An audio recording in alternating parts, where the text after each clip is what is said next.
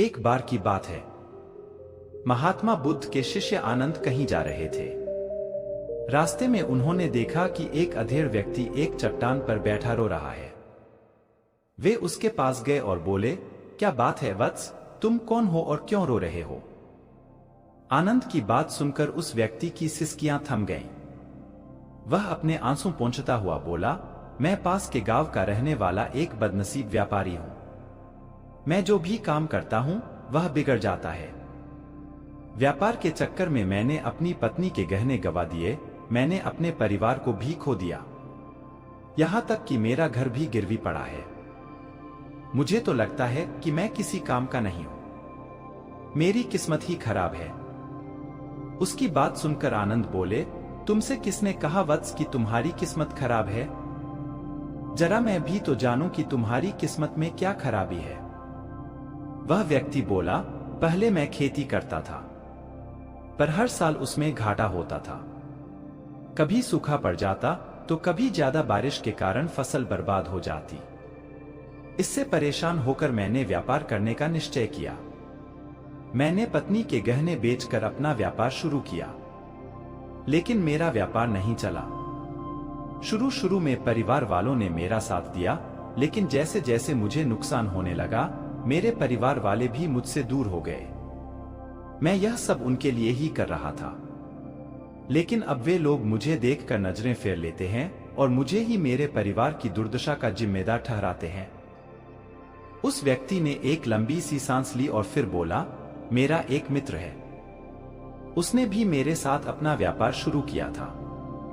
उसका व्यापार अच्छा चल रहा है। वह जब भी मेरे घर आता है तो अपनी सफलता की कहानियां सुनाता है। उसकी बातें सुनकर मेरे घर वाले भी कहते हैं कि उसे देख और कुछ सीख। हमें तो लगता है कि तेरे वश का कुछ भी नहीं है। उन लोगों की बातें सुन सुनकर अब तो मुझे भी लगने लगा है कि शायद मेरे वश का कुछ भी नहीं है। अब तो मुझे अपना जीवन ही व्यर्थ लगने लगा है। मेरे मन में ख्याल आता है कि अपना जीवन समाप्त कर लूं। मैं यहां आया भी इसी इरादे से था, लेकिन हिम्मत नहीं कर पाया, इसीलिए यहां एकांत में बैठा विलाप कर रहा था। आनंद बोले, ओह, तो ये बात है। वैसे क्या तुम इसके अलावा कुछ और भी कहना चाहते हो? उनकी बात सुनकर वह व्यक्ति बोला, एक ओर मेरा हर काम खराब हो जाता है, दूसरी ओर मेरा मित्र है जो हर समय मुझे नीचा दिखाने का प्रयत्न करता रहता है। मुझे समझ में ही नहीं आता है कि मैं क्या करूं। आनंद बोले, क्या तुम अपने मित्र की बातें सुनकर दुखी हो जाते हो?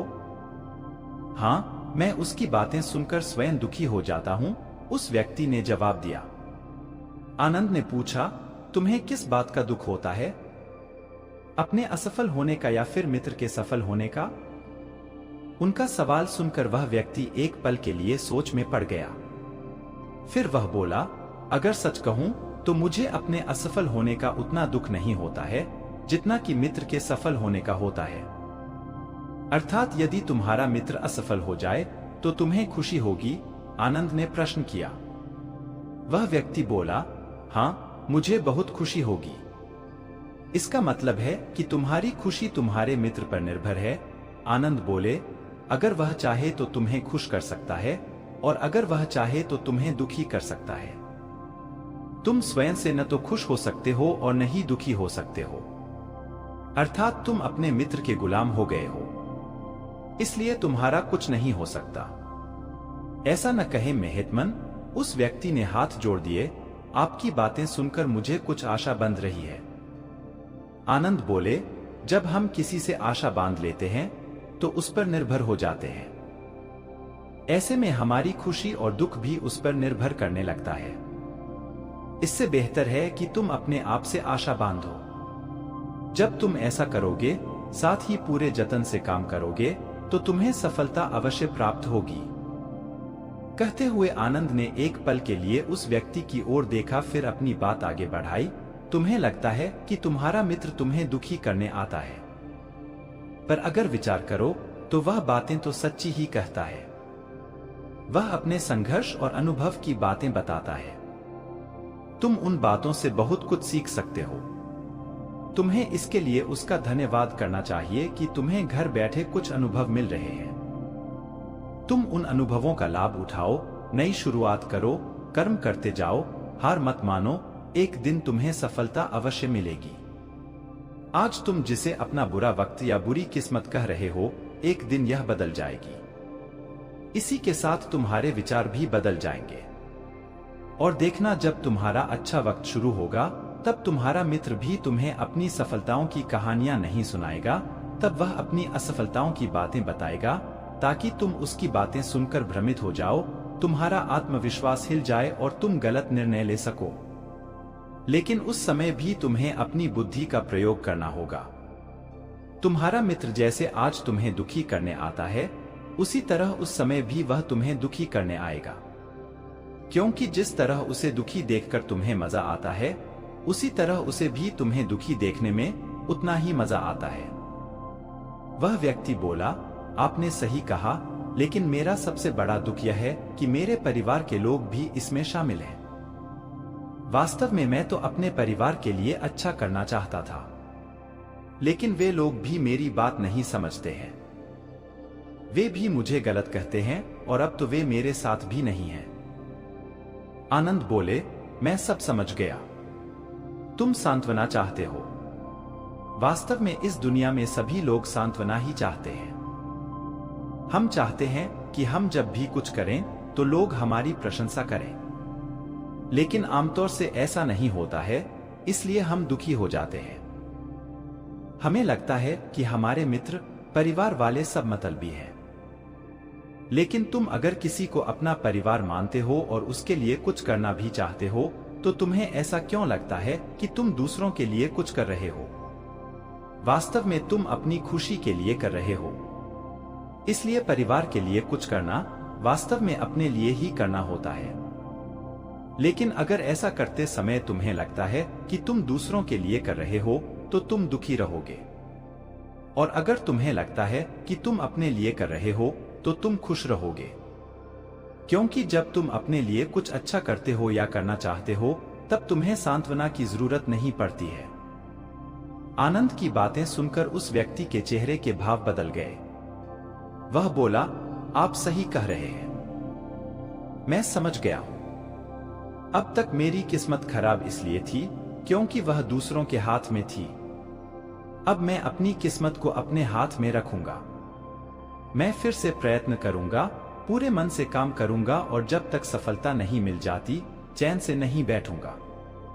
उस व्यक्ति की बात सुनकर आनंद मुस्कुराए और उसे एक छोटी सी डिबिया देते हुए बोले, इस डिबिया को हमेशा अपने पास रखना।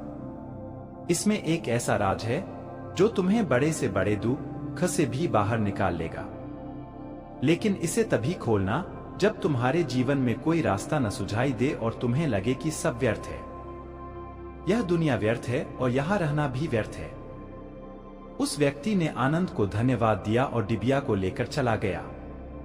उसने नए उत्साह के साथ फिर से अपना व्यापार आरंभ किया। उसका व्यापार चल निकला। अपनी मेहनत और लगन के बल पर वह एक बड़ा व्यापारी बन गया। परिवार वाले भी उसके साथ आ गए और उसका जीवन हंसी खुशी बीतने लगा। अब वह भूतकाल का रोना छोड़ चुका था।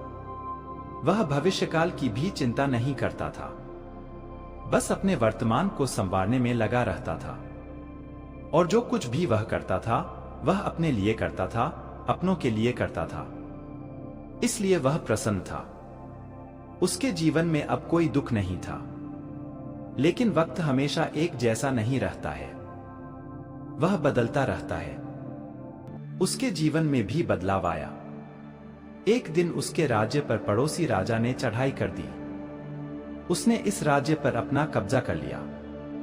उसके सैनिकों ने चारों ओर लूटमार मचा दी। उन्होंने व्यापारी का सारा धन लूट लिया। उसके घर में आग लगा दी। जान बचाने के लिए उसे अपने परिवार के साथ वहां से भागना पड़ा। वह व्यक्ति अपने परिवार के साथ कई दिनों तक इधर उधर भटकता रहा। वह दाने दाने को मोहताज हो गया। उसका बच्चा बीमार हो गया। इलाज के अभाव में वह तड़पने लगा। यह देखकर उसका हृदय चीत्कार कर उठा। वह कैसे अपने बच्चे का इलाज कराए, उसके पास तो खाने के लिए भी पैसे नहीं थे। ऐसे में उसे एक बार फिर निराशा ने घेर लिया। उसे लगने लगा कि उसका जीवन व्यर्थ है, सारी दुनिया व्यर्थ है, किसी भी बात का कोई मतलब नहीं है। भले ही आप जीवन में कितना भी कुछ कर लो, कितनी भी सफलता हासिल कर लो, पर अंततः यह जीवन समाप्त ही होता है। तो फिर ऐसे में जीवित रहने का क्या फायदा? इससे तो अच्छा है कि वह अपना जीवन समाप्त कर ले। लेकिन तभी उसके दिमाग में आनंद की दी हुई डिबिया कौंध उठी। उसने उत्सुकता के साथ उसे खोला। डिबिया के भीतर एक पर्ची रखी हुई थी। पर्ची पर कुछ लिखा हुआ था। उसे पढ़कर उसकी आंखों के आगे छाया निराशा का अंधेरा छंट गया और वह मुस्कुरा पड़ा। पर्ची पर लिखा हुआ था, यह समय भी बीत जाएगा। उसने डिबिया को अपनी मुट्ठी में भींच लिया और एक नई शुरुआत के लिए उठ खड़ा हुआ। दोस्तों, अगर आप भी ऐसी ही परिस्थिति से गुजर रहे हैं तो निराश न हो। अपने अतीत पर शोक मत करें, नहीं भविष्य की चिंता करें। अपने वर्तमान को जिएं और उसे बेहतर बनाने के लिए सच्चे मन से प्रयत्न करें। यकीन जानें, जल्दी ही आपकी किस्मत भी बदलने वाली है। धन्यवाद। जय हिंद।